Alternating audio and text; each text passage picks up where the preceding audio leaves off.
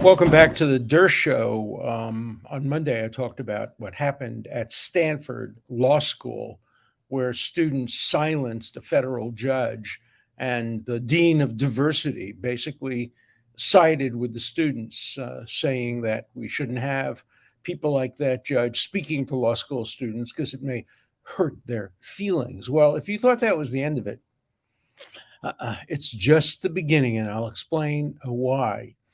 So, yesterday, according to a story in the New York Post, and I'll read it to you, hundreds of black clad masked students. Now, what does that sound like? Black clad masked students hijacked a class conducted by the dean of the Stanford Law School in protest for her apologizing, along with the president of the university, to the judge who was invited and then shut down and not allowed to speak.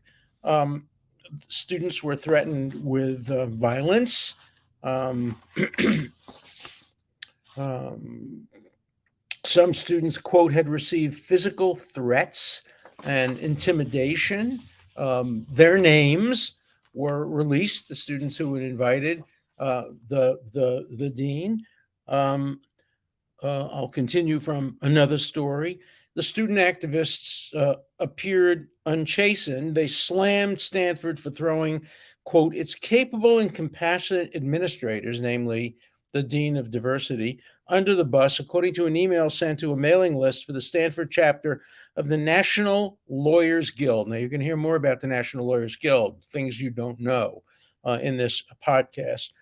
Their board members of the chapter, which helped organize the protests, praised every single person who disrupted Duncan, characterizing the protesters' conduct as Stanford Law School at its best. And they have threatened to continue these protests, both at Stanford and at other universities around the country. We have now learned, which is really interesting, that this was not an isolated instance. This was part of a well planned nationwide effort to disrupt conservative speakers organized by the National Lawyers Guild. The National Lawyers Guild is behind these protests. These aren't just random protests by angry students. These are well organized nationwide protests that are going to spread all over the country. Now, what is the National Lawyers Guild? Let me explain. The National Lawyers Guild started in the 1930s as a overtly communist organization. Nobody was embarrassed about it or ashamed about it. They supported Stalin. Into the 1930s, the National Lawyers Guild supported the Nazi coalition with Russia. Remember the pact that Russia, the Soviet Union, made with Hitler. The National Lawyers Guild supported it because, of course, the Soviet Union supported it. When that pact broke down, suddenly the National Lawyers Guild said, no, we're not going to support the Nazi regime anymore. But before the Nazis invaded Russia and broke the treaty, the National Lawyers Guild essentially called Great Britain the aggressors, the colonialist, capitalist, imperialist aggressors, and supported the Soviet Union and Nazi Germany. That's the origin of the National Lawyers Guild. Over time, some people quit the Guild as the result of their direct association with communism. They were a classic communist front organization that worked closely with the Communist Party. Now, in 1948, when Israel was established, the National Lawyers Guild was extremely supportive. They thought it was a wonderful thing to see the national liberation movement of the Jewish people, the establishment of a potentially socialist state in the Middle East. Why did the National Lawyers Guild support the establishment of Israel enthusiastically? Because the Soviet Union supported the establishment of Israel and supported Israel for the first years of its existence. Then, suddenly, after the 1967 war, that was the war where Egypt and Syria threatened a genocidal attack on Israel, the Soviet Union changed its mind. The Soviet Union then stopped supporting Israel. It broke off diplomatic relations with Israel. What do you think the National Lawyers Guild did? It switched on a dime and said, oh, no, no, no. We no longer support Israel as we did in 1948. Nothing changed in Israel. It only changed in the Soviet Union. So the National Lawyers Guild said, now we oppose Israel. We oppose Israel so much that we now believe that Israel should be wiped off the map and by violence. It's okay to engage in violence. It demanded that the rights of Palestinians to resist the colonizing power that seeks to annihilate them, including through armed struggle. It criticized attempts by the United States, and this is recent, this is in 2021, to facilitate the normalization of diplomatic relations between Israel and various Arab states as a project designed to advance Israeli impunity. In other words, it opposed the Abraham Accords. Virtually everybody in the world supported the Abraham Accords, but not the National Lawyers Guild, because the National Lawyers Guild still remains and here I'll read to you from one of the founders. When there was an argument between some of the older people and the younger people in the Guild, the younger people were more radical, the older people were more traditional Marxists. Victor Rabinowitz, who I knew, here's what he said. He was the founder of the National Lawyers Guild and a communist. I mean, Victor Rabinowitz openly asserted that he supported communism. Still, Rabinowitz argued that those of us who are Marxists, I'm not sure I understand the difference between a Marxist and a communist. Those of us who are Marxists, said the founder of the National Lawyers Guild, should welcome young new members because in their emphasis on the freedom of the individual, perhaps the young are looking to the ultimate goal of communism rather than the intermediate state of socialism. In other words, National Lawyers Guild, according to the founder, is okay with socialism as long as it ultimately leads to communism. So that's who the National Lawyers Guild is. Let nobody think that they are, patriotic Americans or decent people who just want to be liberal and maybe even progressive. No, that's not who the National Lawyers Guild are. The National Lawyers Guild are Marxist, enemies of America, anti-Semites, many of them Jewish, who don't believe in the existence of Israel as the nation state of the Jewish people, and support armed violence, support Hamas, Hezbollah. I don't know what their position is on Iran getting a nuclear bomb. After all, Iran could not be characterized as a progressive state. It kills gays, it kills women. But I don't know what the National Lawyers Guild is. I never heard them condemn Iran. Maybe they have, but I haven't heard them condemning Iran. But they condemn Israel all the time, and they condemn America all the time. And they are a powerful organization. They have thousands of members. They were a powerless organization when they only included lawyers. It was the National Lawyers Guild. They had no influence and very few members, so they expanded. Now they include jailhouse lawyers, qualify as lawyers. These are thugs, criminals who are now in prison helping other prisoners. They qualify for membership. Legal help, legal workers, legal assistants, paralegals, secretaries, anybody else who works in the legal profession. So now they have expanded their numbers considerably, and they have chapters, National Lawyers Guild chapters, in virtually, I wouldn't say virtually, in many, many law schools around the country, including all the prominent law schools. Now, I think the vast majority of students who join the National Lawyers Guild have no idea who they are, have no idea that they advocate violence, have no idea that they took orders for years from the Soviet Union, have no idea that they support violence against Jews in Israel, have no idea that they still are a Marxist-Leninist organization. They have no idea. No, the National Lawyers Guild are a bunch of cool guys and women, and they are slightly to the left of the Squad, AOC, and others. Remember too that the National Lawyers Guild is against free speech, except for is against due process.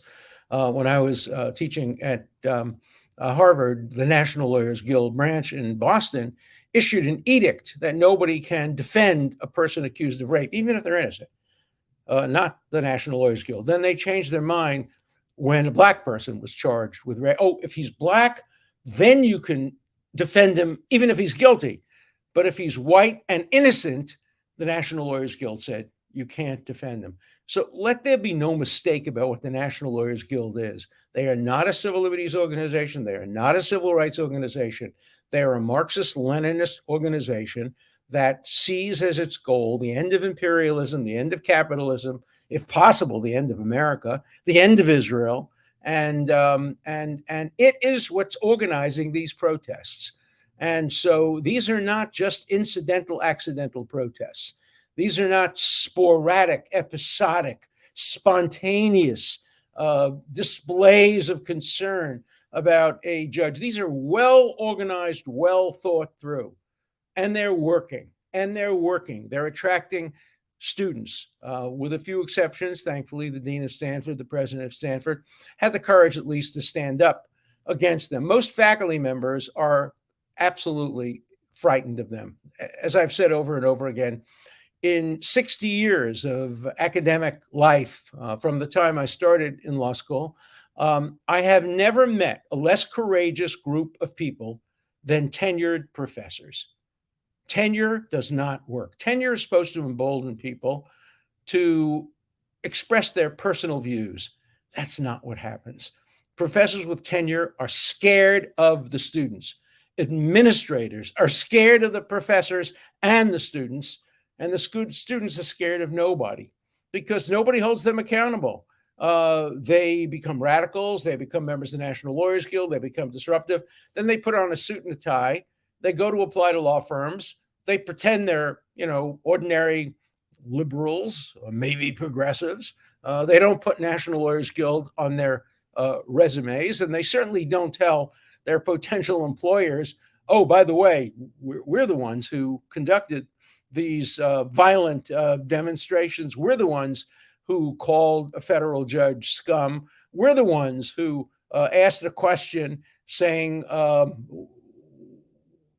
you're heterosexual. Why don't you know anything about clits? That was the question that was asked by the student who said he is gay and he understands about prostates. I don't even know what that means, but that was the nature of the question. So there's a lot of hidden ball going on around here, a lot of double standards going around here. And what I'm calling for is transparency. I want to know who these people are who are destroying our Constitution. I want to know who these people are who are turning the legal profession into an oppressive group of people who treat students who don't agree with them terribly. Students were terrorized by when these radicals wore masks to class. Masks, black costumes. I mean, that sounds like a Ku Klux Klan bit. And they terrorize students. They frighten them. They harass them. They threaten them. That's the National Lawyers Guild, and that's who Stanford is tolerating. It's not enough simply to condemn the dean, who deserves condemnation, or the students. There has to be some action taken. Now, some of this is protected free speech. Going and with a mask and with a black jacket and standing silently outside of a classroom to protest the dean, that's protected speech. Going into the classroom, disrupting the classroom, no, that's not protected speech. Intimidating students, no, that's not protected speech. Listing the names of the students, yes, that's protected speech on both sides. That is, the National Lawyers Guild has already listed the names of Federalist Society members who invited Judge Duncan. But now they're protesting, oh, but don't give our names out because that's McCarthyism. It's the same thing, number one. Number two, it's not McCarthyism because McCarthyism exposed people who didn't want to be exposed, who had changed from being communists in the 1930s and become loyal, patriotic Americans who served in the Second World War and then who opposed communism, but their names were exposed and put on blacklists. That was McCarthyism. Holding students accountable for what they've done and what they have prevented others from doing. Their actions, not their speech, their actions, holding them responsible for their actions, letting law firms know who they're hiring, letting law firms know that this kid who comes in with a shirt and a tie, or the woman who comes in with a nice suit, they're not what they seem. They are radical, anti-intellectual, anti-freedom of speech, anti-due process radicals who would love nothing more than to bring the United States down. These are people who will not well serve their clients and will not well serve the legal profession. Again, I don't want blacklists. I don't want discrimination against people based on their ideas or their advocacy of free speech, but I do want people to be held accountable when they prevent others from listening to people who they want to hear from. And that's what happened at Stanford. And that's what's happening all over the country. So stay tuned, because it's coming to a law school near you. It's the beginning, not the end. And we have to understand this was not a sporadic, spontaneous, simple episode directed at Judge Duncan. The same kind of action preventing a speaker from speaking would be directed at me for several reasons. One, I'm a very proud Zionist. I support Israel's right to exist and to thrive. Do I support all of Israel's policies? Of course not. Do I support all of America's policies? Of course not. All of France, Canada? No, I don't support anybody's policies 100%. But I am a proud Zionist, and that would be a basis for students not wanting other students to hear my defense of Israel. I also defended President Donald Trump in front of the United States Senate. Proud of that. I was the oldest person in American history ever to defend an impeached president. I was also the youngest person in history ever to be a professor at Harvard Law School. So I'm pretty proud of those parentheses to my career. But as the result of being President Trump's lawyer, and as a result of being Jeffrey Epstein's lawyer, people would protest my speaking and educating students. Today I had a real pleasure. I spoke to a high school class by Zoom on Staten Island. And there's a class on forensics. And these kids, these eager 16, 17, 18-year-old men and women, they were sitting at the edge of their seat. They wanted to hear what I had to say, how I won cases based on forensics. And they weren't protesting. They were learning. That's what people are supposed to do in law school. Go to class, learn how to be a great lawyer, and protest on the street. Go stand on a soapbox, write an op-ed. That's all fine. But disrupting a speaker? No. Disrupting a class? No. Intimidating students, harassing students? No. That's not okay. And that's especially not okay for a lawyer. And so I'm interested in seeing what bar associations will have to say about some of this. I'm interested in seeing what employers, judges, again, I'm opposed to what a couple of judges did. They wrote to the Yale Law School and said, we're not going to hire any law clerks anymore from the law school. No, you shouldn't do that. There are good kids at the law school. I was one of them 60 years ago. And you shouldn't paint with a broad brush. But if a judge says, I'm not hiring a law clerk who disrupts another federal judge and doesn't allow him to speak, I applaud that. I wouldn't hire him. I wouldn't hire him as a researcher. I've had 100 research assistants. I wouldn't hire somebody who engaged in that kind of disruption. I actually hired one of my main research assistants, who I had for, I think, over a year, maybe even almost 2 years, was an active member of the National Lawyers Guild. I didn't discriminate against him, even though we argued all the time and I disagreed with him. But he didn't do anything. He didn't stop anybody from speaking. He didn't walk out on a client because the client might have been a conservative. He behaved like the great lawyer he is, and he's now a very distinguished lawyer in Boston, Massachusetts. I actually send cases to him. I don't know whether he's still a member of the National Lawyers Guild. I don't care. That's his political view. I would care if he adopted the tactics of the National Lawyers Guild and joined in a shouting down of a federal judge, or joined in other activities which are not protected by the Constitution. So I never repeat programs. I talked about Stanford on Monday. Now I've talked about Stanford on Wednesday, but it's a different matter because I've learned a few things. I learned that this was all organized by the National Lawyers Guild. I learned that it was the National Lawyers Guild that protested, headed the protests against the dean for having apologized. And I've learned that the National Lawyers Guild is planning to conduct these sometimes violent, but always censorial protests. Protests are okay, but not protests that shut down speakers. The National Lawyers Guild is in favor of shutting down speakers. They don't try to hide it. They're not in favor of just picketing or heckling or asking hard questions. They are in favor of suppressing freedom of speech of people with whom they disagree. Of course they are. That's what Stalin did. That's what Mao did. That's what Castro did.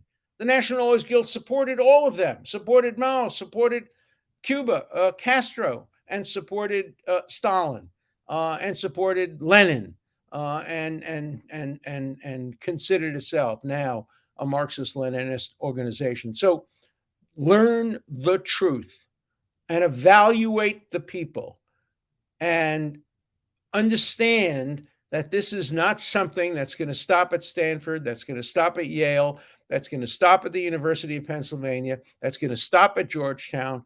It's going to continue everywhere.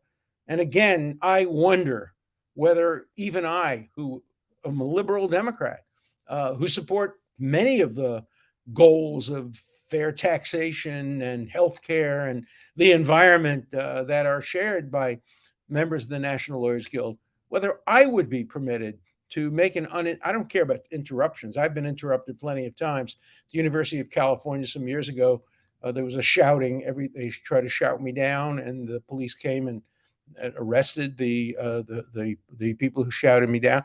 I come from Brooklyn. I just shouted louder than they did. I wouldn't be intimidated. The same thing happened to me at University of Massachusetts. In that case, the dean who was there stopped my speech. I thought very seriously about bringing a lawsuit, but I was allowed to make most of my speech. And so I decided against it. But if I were ever stopped from giving a speech at a public university, see it in court. I can tell you right now, see it in court. I'm not going to tolerate being censored by public institutions or public universities, whether they be public colleges, public law schools, public libraries, or anything else. I'm going to fight for the First Amendment. I've been fighting for the First Amendment all my life. I'm going to continue to fight for the First Amendment. I've almost always fought for the First Amendment rights of others, and I will fight for my own First Amendment rights. Let's remember what Justice Thurgood Marshall, who used to belong to the National Lawyers Guild and quit, remember what Thurgood Marshall said when he was a justice of the United States Supreme Court. He said, the right of free speech under the First Amendment includes not only the right of the speaker to speak, but the right of the audience to listen. They are two sides of the same coin. And so the dean and president of Stanford ought to be apologizing not only to the judge who was denied the right to speak, but to the students who are denied the right to hear and the right to listen. And deans all over the United States have to be prepared for what is coming, because what is coming will make what happened at Yale and at Stanford and at Georgetown look like a minor disruption. These disruptions work from the point of view of the student disruptors. And so they're going to continue. They're going to continue until they're stopped. I agree. There is a First Amendment right to heckle. There is a First Amendment right to protest. There's a First Amendment right to wear black masks and tell the dean what you think of him. But let's remember where the lines in the First Amendment stop. And they stop at disrupting a speaker, not allowing the speaker to speak. They stop at disrupting a class. They stop at intimidating and harassing people who invited the speaker. All of that has happened. And it's going to continue to happen. So stay tuned.